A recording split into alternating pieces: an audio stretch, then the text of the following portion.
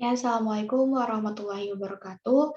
Perkenalkan, nama saya Anggi Angelita dari Prodi Administrasi Publik semester 4 dengan NIM 201100100106. Kali ini, saya di sini ingin mempresentasikan tugas dari Pak Nurdin, yaitu dengan mata kuliah Islam dan Iptek, dengan tema yaitu dialektika akal dan alam semesta.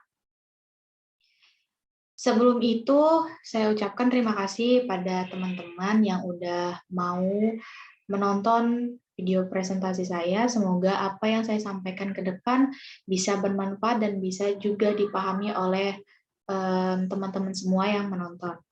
Baik, langsung saja untuk pemaparan yang pertama, yaitu tentang, mohon maaf, ini laptopnya agak sedikit bermasalah. Oke, yang pertama yaitu refleksi sejarah awal manusia di muka bumi. Nah, sebelum kita sebanyak ini, sebelum kita menjadi manusia yang beribu-ribu juta, sebelum manusia banyak seperti sekarang ini, generasi pertama yang menghuni bumi yaitu Qabil dan Habil. Nah, mereka berdua ini adalah putra-putra dari nabi pertama kita, yaitu Nabi Adam alaihissalam.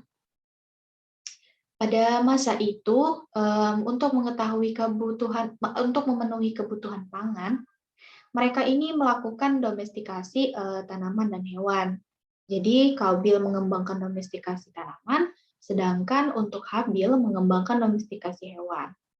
Nah, keduanya ini karena mereka mempunyai domestikasi masing-masing, mereka ini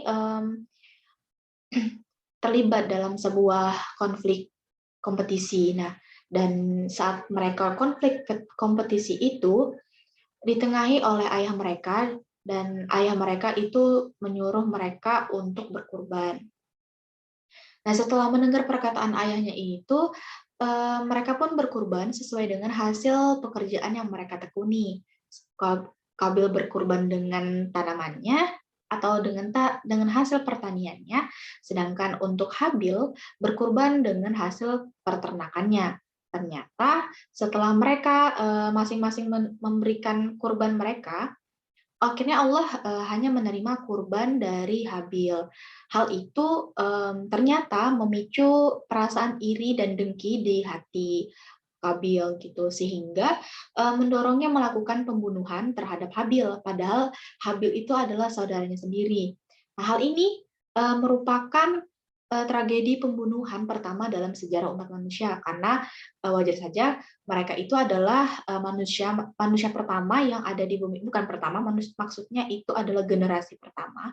Makanya hal ini merupakan tragedi pembunuhan pertama karena sebelum mereka tidak terjadi pembunuhan di muka bumi. Oke, selanjutnya tentang transformasi agama dalam transisi lintas generasi umat manusia. Itu ada monotheism one good, yang dalam antropologi ini dikenal dalam antropologi klasik ini dikenal adanya monoteisme primitif. Apa sih itu? Bahwa pada mulanya manusia itu hanya mengenal satu Tuhan yang seperti kita ketahui sebelumnya.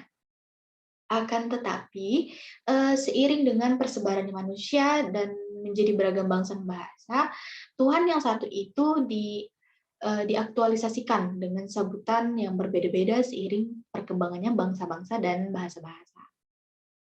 Nah, seiring dengan pergantiannya generasi umat manusia, aktualisasi Tuhan itu dalam sebutan yang berbeda-beda akhirnya dipersepsikan sebagai sosok yang berbeda-beda satu sama lain gitu.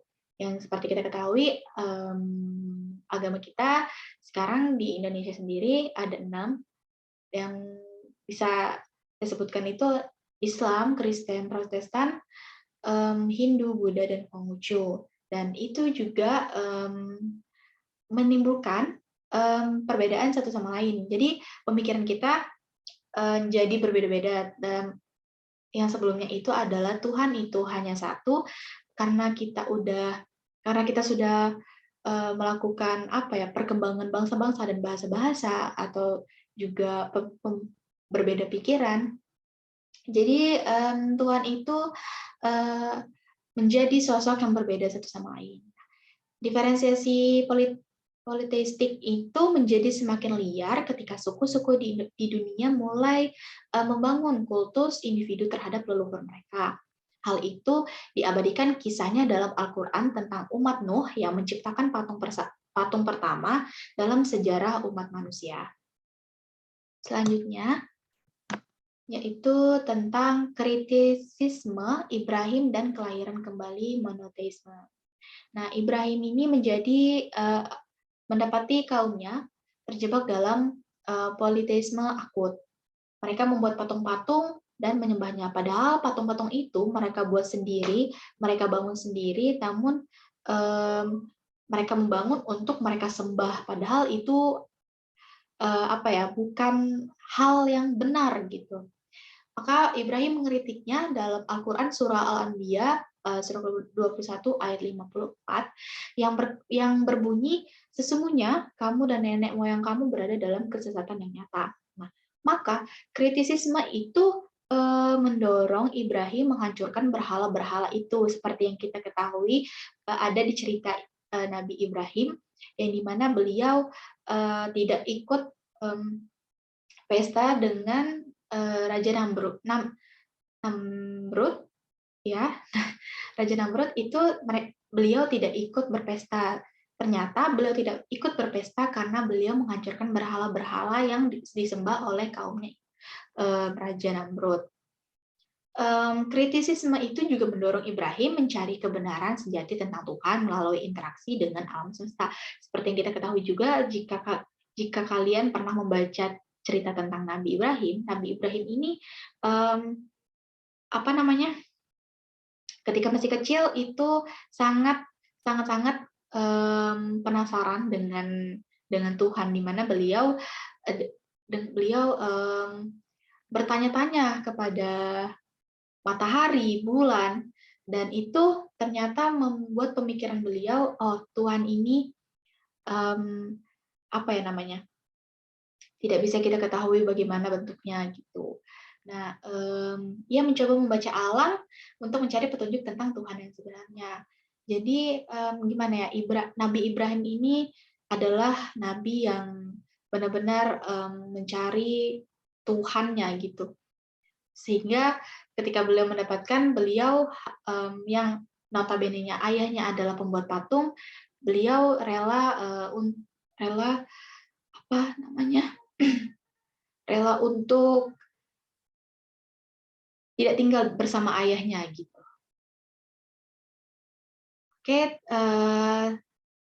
hanya itu yang bisa saya sampaikan, hanya itu yang bisa saya dapatkan, itu yang bisa saya rangkum dari materi Pak Nurdin.